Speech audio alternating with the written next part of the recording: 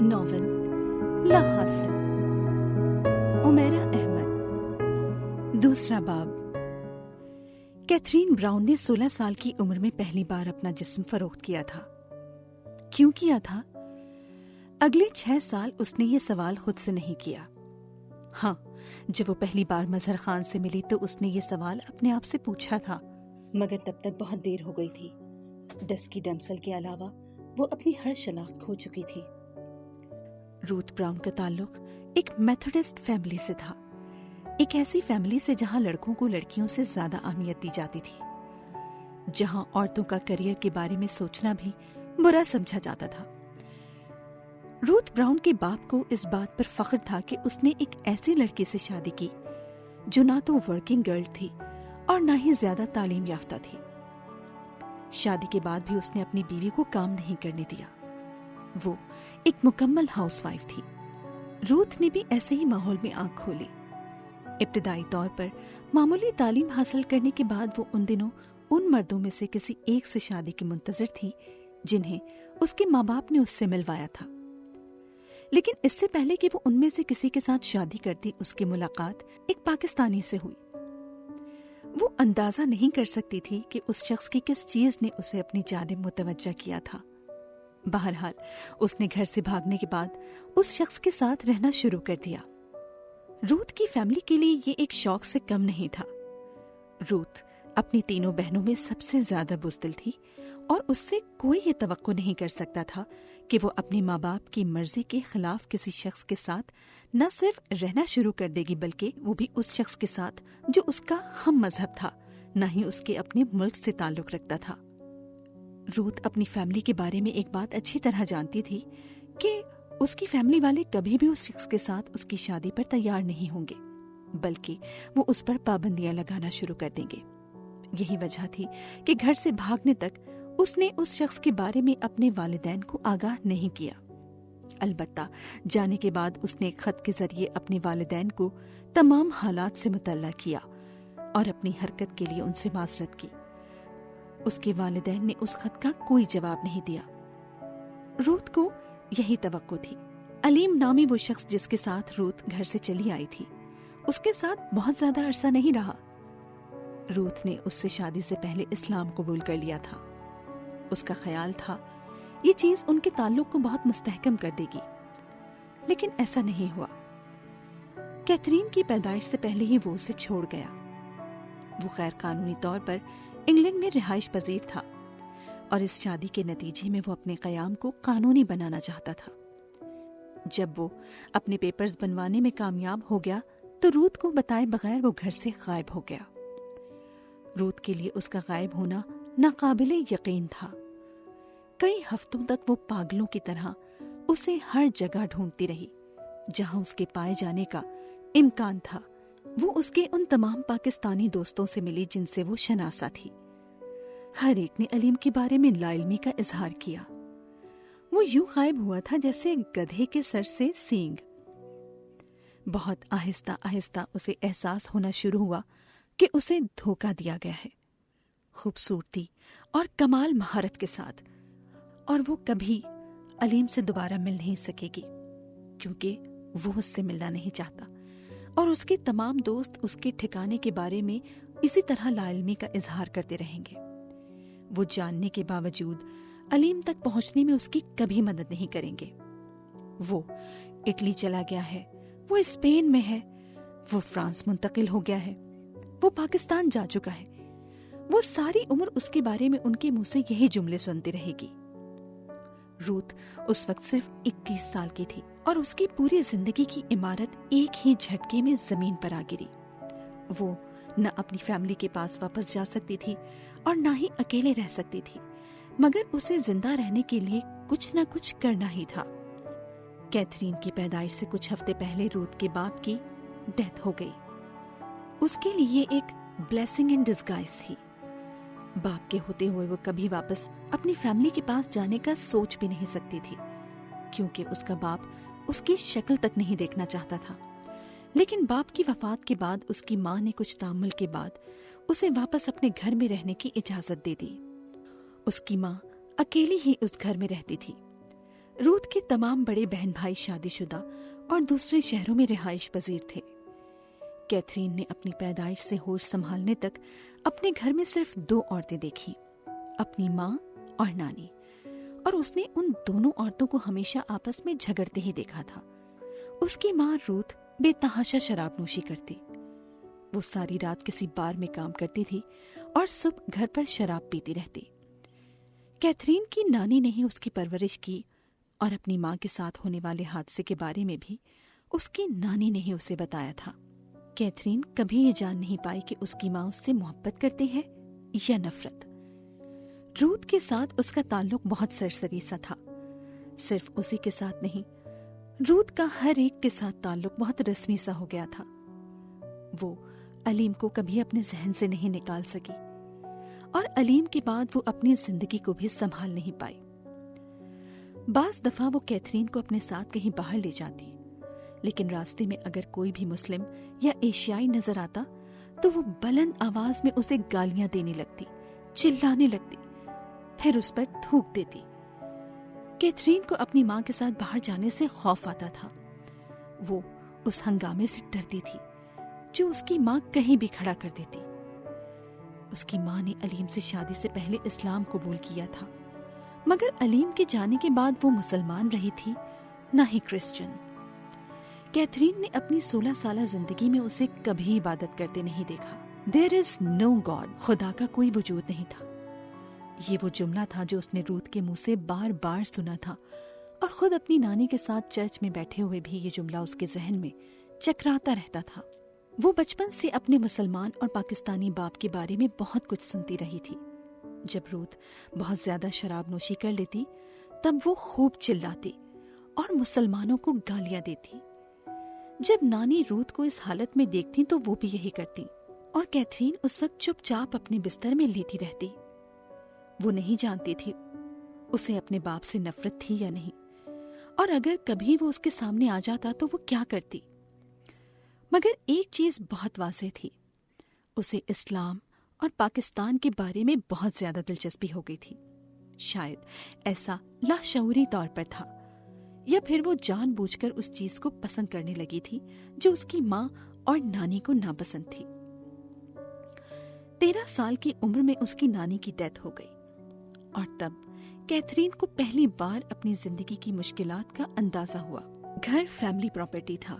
روت سمیت تمام بہن بھائیوں نے اسے بیچ کر رقم آپس میں بانٹ لی۔ روت اسے لے کر کرائے کے جس اپارٹمنٹ میں آئی تھی وہ ہولناک جگہ تھی، سرد اور تاریک۔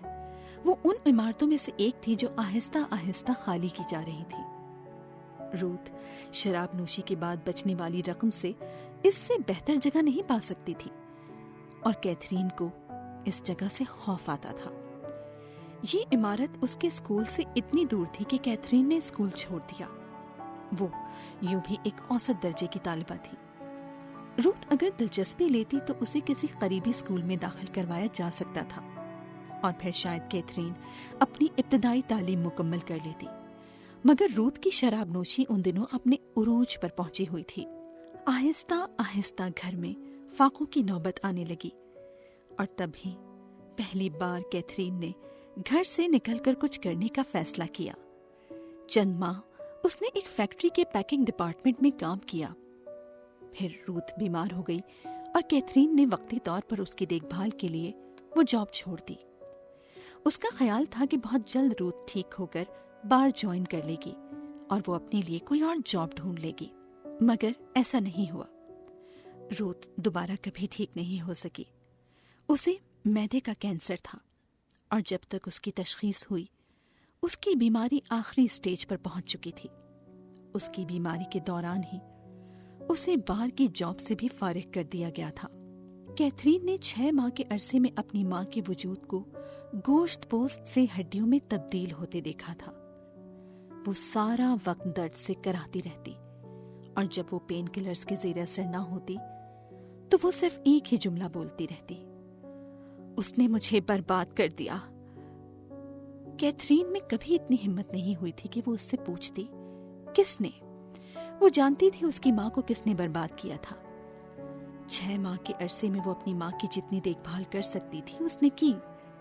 شاید وہ کسی نہ کسی طرح اپنی ماں کو یہ یقین دلانا چاہتی تھی کہ وہ اپنے باپ کی طرح نہیں ہے۔ اپنی رگوں میں اس کا خون اور اپنے چہرے پر اس کی مشابہت رکھنے کے باوجود وہ روت براؤن کو اس طرح چھوڑ کر نہیں جائے گی۔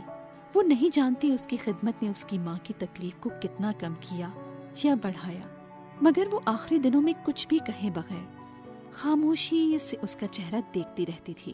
کمرے میں کام کرتے ادھر سے ادھر جاتے کیتھرین اس کی نظروں کو مسلسل خود پر ٹکے ہوئے پاتی۔ 37 سال کی عمر میں جس وقت روت کا انتقال ہوا، اس وقت کیتھرین کی عمر صرف 16 سال تھی۔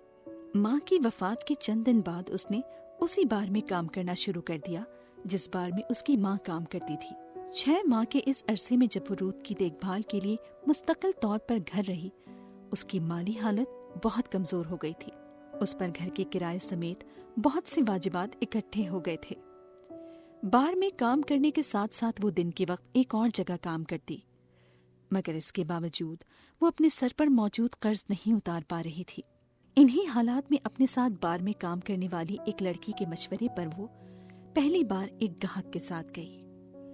چند گھنٹے گزارنے کے عوض ملنے والے چند پاؤنڈز اتنی بڑی رقم نہیں تھی جو اس کے تمام مسائل کا حل ہوتی، مگر اس رقم نے فوری طور پر اس کی کچھ بنیادی ضرورتیں ضرور پوری کر دی تھی۔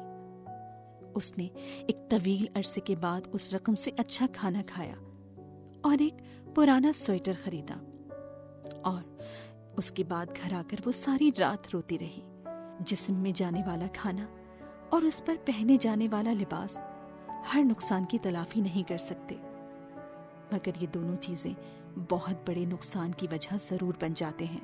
صرف تھوڑے عرصے کی بات ہے، میں سارا قرض ادا کر دوں گی، پھر اس کے بعد مجھے یہ کام کبھی نہیں کرنا پڑے گا۔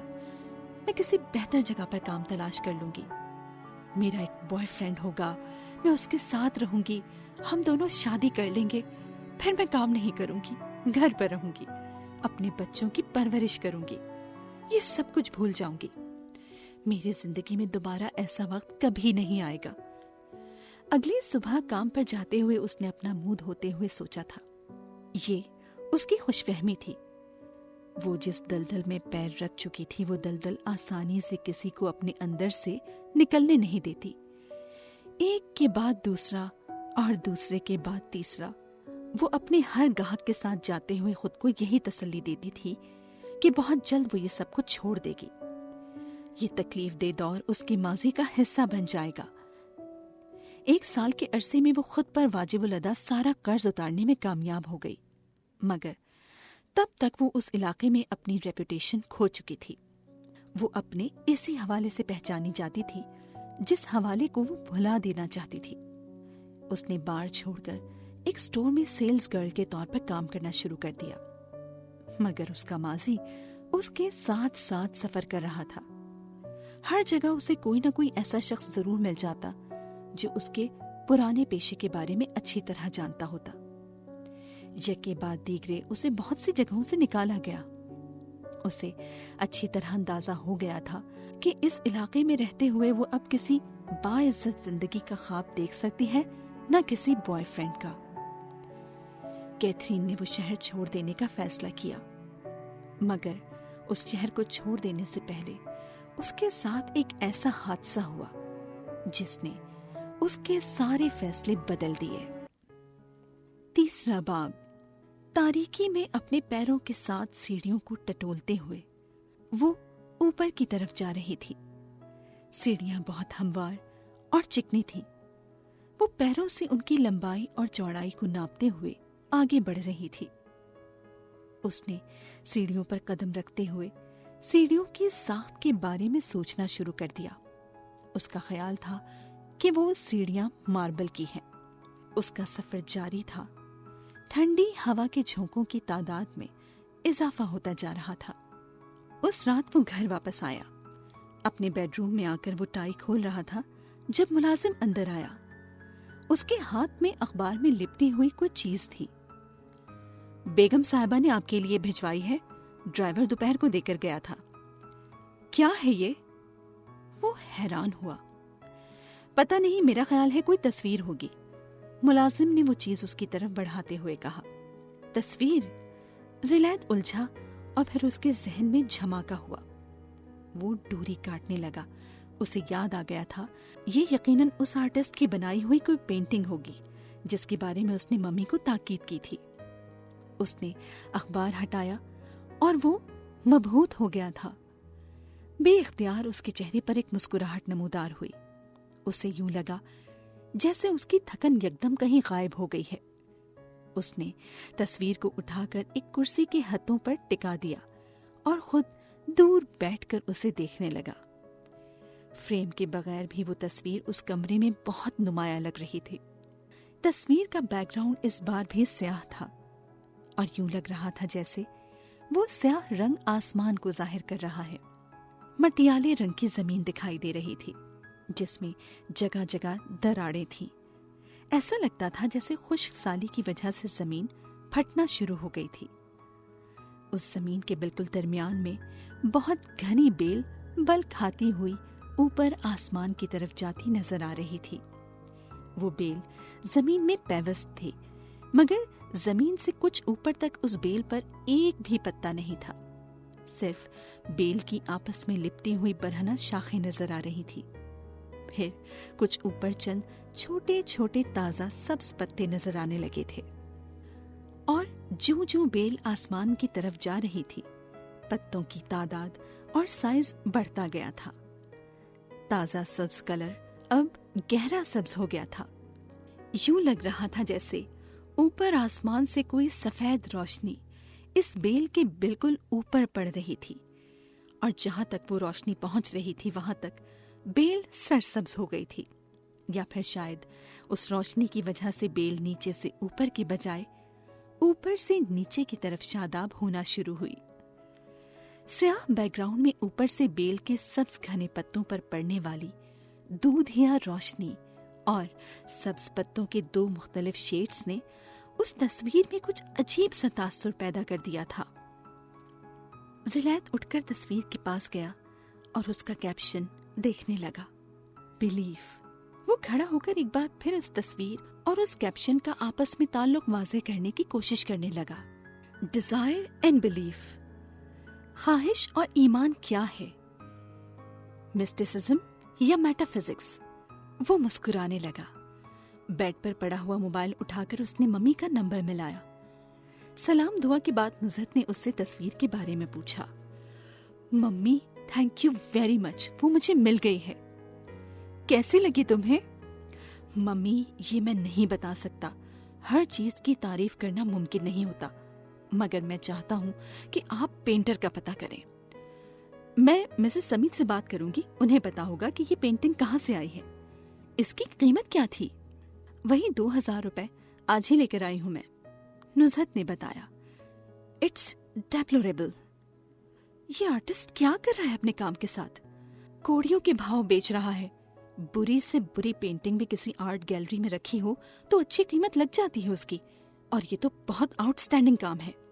زلید کو واقعی افسوس ہو رہا تھا. ہو سکتا ہے کوئی فائنینشیل کرائسس ہو اس لیے وہ اس طرح اپنی تصویریں بیچ رہا ہے. آرٹ گیلریز والے تو تمہیں پتہ ہی ہے کسی چھوٹے موٹے آرٹسٹ کو کہاں پوچھتے ہیں اور پھر نقد رقم کہاں دیتے ہیں. جب بکتی ہے تبھی ادائیگی کرتے ہیں، نزہت نے تفصیل سے بتایا. بہرحال آپ مجھے اس آرٹسٹ کا پتہ کر کے بتائیں. ٹھیک ہے، صبح مسز سمیع سے بات کروں گی، نزہت نے کہا. زلید نے خدا حافظ کہہ کر موبائل بند کر دیا. وہ ایک بار پھر اس تصویر کو دیکھنے لگا. نزہت نے دوسرے دن مسز سمیع سے بات نہیں کی. وہ بھول گئی تھی کہ زلید نے اسے کوئی کام کہا ہے. دوسری طرف زلید کو بھی انہی دنوں سنگاپور جانا پڑا. وہاں سے وہ فیکٹری کی کچھ مشینری خریدنے کے لیے کوریا چلا گیا. 1-1.5 ماہ بعد جب وہ واپس آیا تو ای پی بی کی طرف سے بیرون ملک ہونے والے کچھ تجارتی میلوں کی تاریخیں آ چکی تھیں. وہ ان میں مصروف ہو گیا. وہ 2 تصویریں مکمل طور پر اس کے ذہن سے نکل گئیں. کلب میں دوبارہ کوئی پینٹنگ نہیں آئی جسے نزہت خریدتی اور زلید کو دوبارہ وہ آرٹسٹ یاد آتا. ماما جان کے ساتھ یہ اس کا پہلا اختلاف نہیں تھا. اس کی پوری زندگی ہی اختلافات سے بھری ہوئی تھی. وہ زندگی میں کبھی بھی اپنے ماحول سے مطمئن نہیں رہی تھی. اس کی بنیادی وجہ مریم کا یہ خیال تھا کہ ان کا یہ ماحول بہتر ہو سکتا تھا اگر ماما جان، اور یہ اگر اسے ہمیشہ تکلیف پہنچاتا رہا۔ جوں جوں وہ عمر کی سیڑھیاں چڑھ رہی تھی، اس کا یہ ڈپریشن بڑھتا جا رہا تھا۔ اسے خود سے وابستہ ہر چیز سے نفرت تھی، اپنے ماحول سے، اپنے گھر سے، وہاں موجود چیزوں سے، اس محلے کے لوگوں سے، ان ٹوٹی گلیوں سے، اپنے سبزی اور پھل فروش باپ کی اس دکان سے جو اس کے گھر کے رستے میں آتی تھی۔ وہاں سے گزرتے ہوئے اس کی ہتھیلیوں میں پسینہ آتا اور چہرہ سرخ ہو جاتا۔ اس نے وہاں سے گزرتے ہوئے کبھی سر اٹھا کر اس دکان پر موجود شخص کو دیکھنے کی کوشش نہیں کی۔ وہ جہاں تعلیم حاصل کرنے جاتی تھی، وہاں اس کے باپ کا یہ پیشہ کتنے لوگوں کو قہقہے لگانے پر مجبور کر سکتا تھا، وہ اندازہ کر سکتی تھی۔ میں ان میں سے نہیں ہوں، میں ان میں سے ہوں ہی نہیں۔ وہ ہر دفعہ اس محلے سے، اس دکان کے سامنے سے گزرتے ہوئے ایک منتر کی طرح یوں یہ لفظ دہراتی رہتی جیسے کسی جادو کے لیے کوئی توڑ کر رہی ہو۔ پھر جب اس کے باپ کی وفات ہو گئی تو اسے اپنے اندر ایک بہت کمینہ سا اطمینان محسوس ہوا۔ کم از کم اسے شرمندہ کرنے والی چیزوں میں سے ایک کی کمی ہو گئی تھی۔ اب کبھی اسے اس دکان کے سامنے سے گزرتے ہوئے اس طرح سر نہیں جھکانا پڑے گا، کیونکہ اس سبزی کی دکان کے ساتھ اس کا کوئی تعلق نہیں رہا تھا۔ مگر اس کے لیے قابل اعتراض چیزوں کی لسٹ بہت لمبی تھی، اور شاید یہ لسٹ لمبی ہی رہتی اگر NCA میں گریجویشن کے آخری سال اسے ان تمام چیزوں سے فرار کا موقع اپنے سامنے نظر آنا نہ شروع ہو جاتا۔ اس کی زندگی میں بہت غیر معمولی حالات میں ایک شخص آ گیا تھا، اور اس شخص کی آمد نے اس کے لیے ہر چیز کو بدل کر رکھ دیا۔ کیا بندہ ہے یار! عائزہ درانی کی آواز میں رشک تھا یا ستائش، مریم کو اندازہ نہیں ہوا، لیکن اس نے گردن موڑ کر ادھر ضرور دیکھا جس سمت وہ دیکھ رہی تھی۔ ان سے چند فٹ کے فاصلے پر نیوی بلیو ٹی شرٹ اور سیاہ جینز میں ملبوس ایک دراز قد شخص نائلہ حبیب اور صوفیہ علی کے ساتھ باتوں میں مشغول تھا۔ ویری گڈ لکنگ یار! مریم نے ہلکی سی سیٹی کے ساتھ عائزہ کی بات کی تائید کی۔ مریم نے اپنے دل میں اعتراف کیا، ان دونوں کی تعریف بیجا نہیں تھی۔ وہ شخص واقعی بہت ہینڈسم تھا۔ NCA میں وہ روز ایسے بہت سے چہرے اور لوگ دیکھتی تھی جنہیں بار بار دیکھنے کو دل چاہتا ہے، یا پھر جن پر نظر بے اختیار ٹک جاتی ہے، مگر اس شخص میں خوبصورتی کے علاوہ وقار بھی تھا۔ اس کے کھڑے ہونے کا انداز، چہرے اور ہاتھوں کی حرکات میں عجیب سا ٹھہراؤ تھا۔ مریم نے اس کے چہرے سے نظریں ہٹا لی۔ وہ ایک بار پھر اپنے ہاتھ میں پکڑی ہوئی اسائنمنٹ دیکھنے لگی، مگر اسے احساس ہو گیا تھا کہ اب یہ کام ممکن نہیں رہا۔ اس کی توجہ بری طرح بڑھ چکی تھی۔ صوفیہ علی دنیا کی خوش قسمت ترین لڑکی ہے، عائزہ درانی نے بلاخر ایک گہری سانس لیتے ہوئے کہا۔ صوفیہ علی دنیا کی خوش قسمت ترین لڑکی ہے، عائزہ درانی نے بلاخر ایک گہری سانس لیتے ہوئے کہا۔ کیوں؟ یہ اچانک اس کی خوش قسمتی کا انکشاف کیسے ہوا تم پر؟ مریم نے ایک بار پھر چپس کھانے شروع کر دیے۔ اگر کالج میں 20 اچھے چہرے ہوں اور ان میں سے 19 صوفیہ کے دیوانے ہوں تو یقیناً اسے خوش قسمتی کے علاوہ اور کیا کہا جا سکتا ہے؟ عائزہ درانی نے چپس کے پیکٹ میں ہاتھ ڈالتے ہوئے کہا۔ اور اس سے بھی دردناک بات یہ ہے کہ اس کالج میں آنے والا ہر ہینڈسم شخص کسی نہ کسی حوالے سے صوفیہ سے منسلک ہوتا ہے۔ اب اسی شخص کو دیکھ لو تم، میں نے آج پہلی بار اسے دیکھا ہے، اور وہ بھی صوفیہ کے ساتھ۔ ماننا پڑے گا یار، صوفیہ میں کوئی ایسی بات ہے جس نے اسے ہیلن آف ٹرائے بنایا ہوا ہے۔ کالج بھرا ہوا ہے خوبصورت لڑکیوں سے، مگر صوفیہ ہے۔ اگر کالج میں بیوٹی کانٹیسٹ ہو تو مجھے یقین ہے کہ ٹائٹل صوفیہ ہی جیتے گی۔ عائزہ درانی بڑے کھلے دل سے صوفیہ کی تعریف کر رہی تھی۔ مریم کے لیے اسائنمنٹ کو دیکھنا اور بھی مشکل ہوتا جا رہا تھا۔ ابھی بھی دیکھو کس قدر مشکل ہے اس بندے کے لیے صوفیہ کے چہرے سے نظر ہٹانا، عائزہ ایک بار پھر کہہ رہی تھی۔ مریم نے سر اٹھا کر ان لوگوں کی طرف دیکھا۔ وہ شخص صوفیہ پر نظریں جمائے ہوئے تھا، وہ واقعی کسی اور چیز کی طرف متوجہ نہیں تھا۔ ویسے مجھے لگ رہا ہے میں نے اس شخص کو پہلے کہیں دیکھا ہے، مگر کہاں؟ عائزہ نے اچانک کچھ سوچتے ہوئے کہا۔ کمال ہے، تمہیں بھی یہی لگ رہا ہے؟ مجھے بھی یہی محسوس ہوا تھا جیسے میں اس شخص کو پہلے کہیں دیکھ چکی ہوں، مریم نے کہا۔ کیوں مریم، تمہیں بھی ایسا نہیں لگ رہا جیسے تم اس شخص کو پہلے دیکھ چکی ہو؟ اس بار عائزہ نے مریم کو مخاطب کیا۔ وہ تینوں کالج کے کوریڈور کی سیڑھیوں میں بیٹھی ہوئی تھی۔ پتہ نہیں، اس نے مختصر جواب دیا اور ایک بار پھر اپنی توجہ اسائنمنٹ پر کر لی۔ میرا خیال ہے وہ جا رہا ہے، عائزہ نے کامنٹری کی۔ وہ شخص اب صوفیہ سے ہاتھ ملا رہا تھا، پھر وہ لمبے لمبے ڈگ بھرتا ہوا ان کے بالکل سامنے سے گزرا۔ اس کے بائیں ہاتھ میں ایک موبائل تھا جس پر وہ چلتے ہوئے کوئی نمبر ڈائل کر رہا تھا۔ ان کے پاس سے گزرتے ہوئے اس نے ان لوگوں کی طرف ایک سرسری نظر ڈالنے کی بھی زحمت نہیں کی۔ اسے پاس سے دیکھنے پر مریم کو یک دم احساس ہوا جیسے وہ بھی اسے پہلے کہیں دیکھ چکی ہے۔ یار، یہ بندہ دور سے جتنا خوبصورت نظر آ رہا تھا، پاس سے اس سے زیادہ خوبصورت ہے۔ عائزہ درانی نے دور جاتے ہوئے اس شخص کی پشت پر نظریں جماتے ہوئے کہا۔ ہیلو صوفیہ، مریا نے یکدم صوفیہ کو اپنی طرف متوجہ کیا۔ وہ اور نائلہ مسکراتی ہوئی ان کی طرف آنے لگی۔ میں صوفیہ سے اس کے بارے میں پوچھتی ہوں، مریا نے عائزہ سے کہا۔ یہ کون تھا یار؟ اس کے قریب آتے ہی عائزہ نے سوال داغا۔ یہ زلید عواب ہے، میرا کزن ہے، صوفیہ نے کچھ فخری انداز میں تعارف کروایا۔ صرف کزن یا کچھ اور بھی؟ وہ عائزہ کی بات پر بے اختیار دلکش انداز میں ہنسی۔ ابھی تو کزن ہے، اور کا پتہ نہیں، یعنی چانسز ہیں؟ عائزہ مکمل تحقیق کے موڈ میں تھی۔ چانسز تو ہمیشہ ہی ہوتے ہیں، صوفیہ نے بڑے سٹائل میں کہا۔ اس کو پہلے یہاں کبھی نہیں دیکھا؟ مریا نے پوچھا۔ نہیں، کچھ سال پہلے اس نے یہاں ایڈمیشن لیا تھا، پھر چند ماہ بعد NCA چھوڑ کر کراچی چلا گیا۔ وہاں انڈس ویلی سے اس نے گریجویشن ٹیکسٹائل ڈیزائننگ میں کیا۔ 1-1.5 سال سے انکل کی ٹیکسٹائل فیکٹری چلا رہا ہے، صوفیہ نے تفصیلی تعارف کروایا۔ ہمیں دراصل یہ لگ رہا تھا کہ اسے کہیں دیکھا ہے، مریا نے وضاحت کی۔ ضرور دیکھا ہوگا، کبھی کبھار ماڈلنگ کرتا ہے۔ 2-3 سال پہلے تو اچھی خاصی ماڈلنگ کی تھی اس نے، اب جب سے بزنس کر رہا ہے تب سے چھوڑ دی ہے، صوفیہ نے کہا۔ ہاں ٹھیک ہے، اس کو کسی میگزین میں دیکھا ہوگا۔ ہم لوگ یہی سوچ رہے تھے کہ اس کا چہرہ ہمیں اتنا شناسا کیوں لگ رہا ہے۔ عائزہ کو جیسے اطمینان ہوا۔ ابھی بھی ایک فیشن شو کروا رہا ہے، اپنے آپ کو انٹروڈیوس کروانے کے لیے۔ یہاں NCA میں آتا جاتا رہے گا۔ کچھ اسٹوڈنٹس کی ضرورت ہے اسے جو اس سلسلے میں اس کے ساتھ کام کر سکیں۔ ایک پروجیکٹ ہے جو وہ کروانا چاہ رہا ہے، تم لوگوں کو اگر دلچسپی ہو تو میں ملوا سکتی ہوں اس سے، صوفیہ نے آفر کی۔ عائزہ اور مریا ایک دوسرے کا چہرہ دیکھنے لگی۔ کس طرح کا پروجیکٹ ہے؟ عائزہ نے پوچھا۔ یہ مجھے نہیں پتا، میں نے اس بارے میں بات نہیں کی، تم لوگ تفصیلات خود پوچھ سکتی ہو۔ ٹھیک ہے، ہم واقعی کام کرنا چاہیں گے۔ عائزہ ایک دم پرجوش ہو گئی۔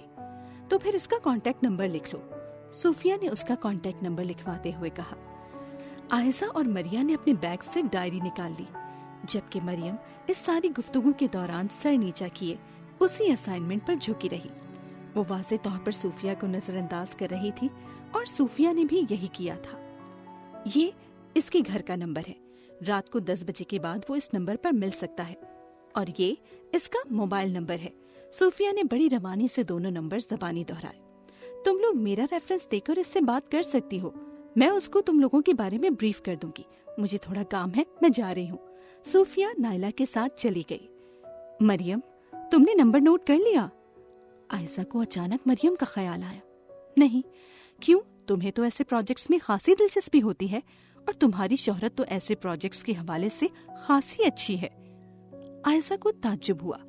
ہاں، مگر صوفیہ کے ریفرنس سے مجھے کسی سے کام نہیں لینا، اس نے قطعی لہجے میں کہا۔ کیا ہے یار، کلاس فیلو ہے، ایسے ریفرنس تو چلتے ہی ہیں یہاں پر۔ مریم کچھ کہنے کے بجائے اپنی چیزیں سمیٹنے لگی۔ عائزہ اور مریا نے دوبارہ اس سے کانٹیکٹ نمبر کا ذکر نہیں کیا۔